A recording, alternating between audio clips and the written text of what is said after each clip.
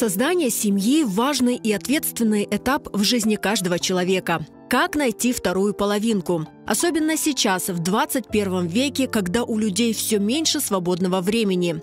Крымско-татарские клубы знакомств – это удобные площадки для поиска спутника жизни.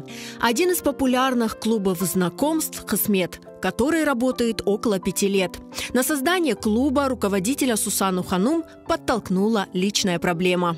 Мы тогда были с подругой не замужем, и не знали, где, скажем так, подобрать и найти своего человека.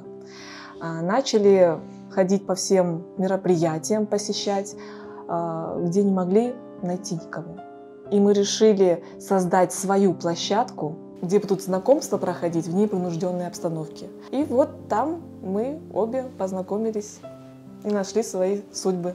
Основная аудитория «Кысмет» – люди старше 30 лет. Часто это те, кто пережил развод, стесняются самостоятельно заводить знакомства или люди, постоянно занятые на работе. Больше всего женщины, но мужчины тоже не отстают. Молодцы, обращаются, да. У каждого человека, который приходит к нам, у него есть проблема. Это уже больше психологическая работа. Поэтому этой проблемы пытаешься решить и уже подобрать то, что ему необходимо.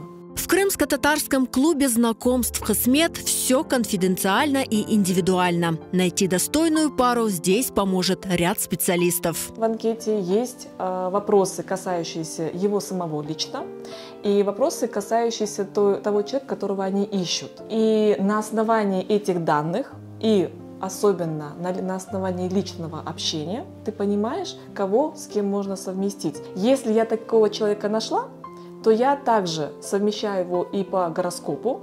Если какие-то вопросы возникают даже у меня лично, я обращусь к нумерологу. Мы предоставляем вначале фотографию. Если человеку визуально понравился этот человек, то мы даем данные. Но опять-таки у второго тоже узнаем, нравится ли этот человек визуально или нет.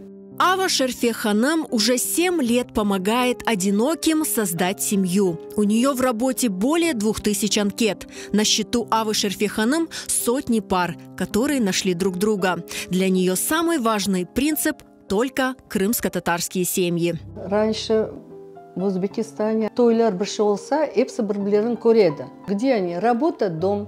Работа, дом. Все. Куда они ходят? Никуда.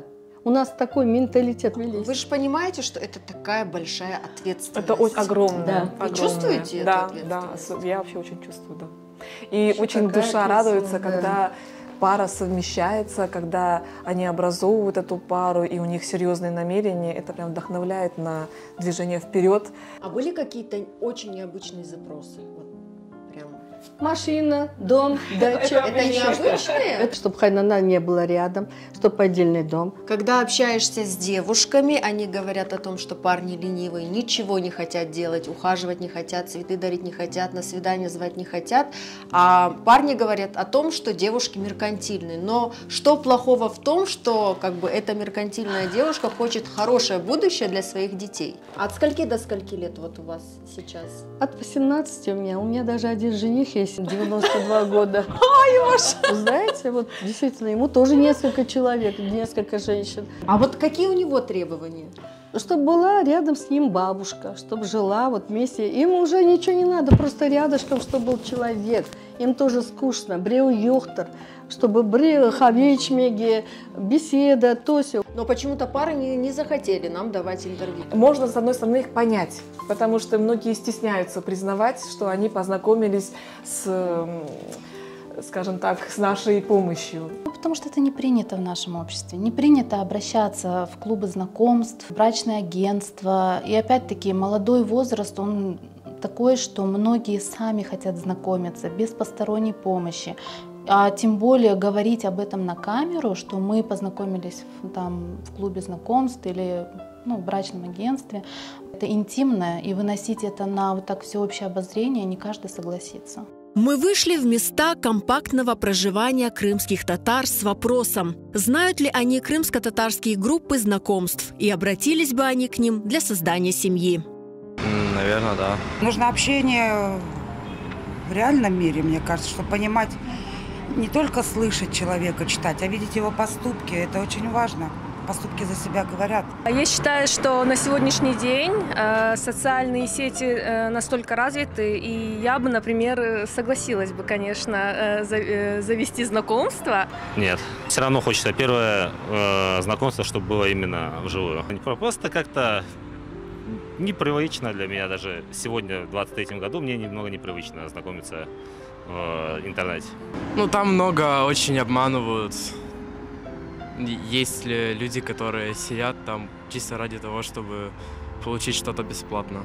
Не трачь свое время где-то либо не лазишь там по барам там и так далее. Но опять же в барах тоже, в дискотеках там ты не познакомишься с адекватной, например, девушкой. Вот. Ну, короче, а там ты можешь познакомиться с той, которая также одинока, может быть, как и ты, зашла и просто посмотреть. Хоть там найти свою половинку или будущего мужа, или кто-то жену там ищет. Знаю, но я за живое общение. Но я ими не пользовался никогда.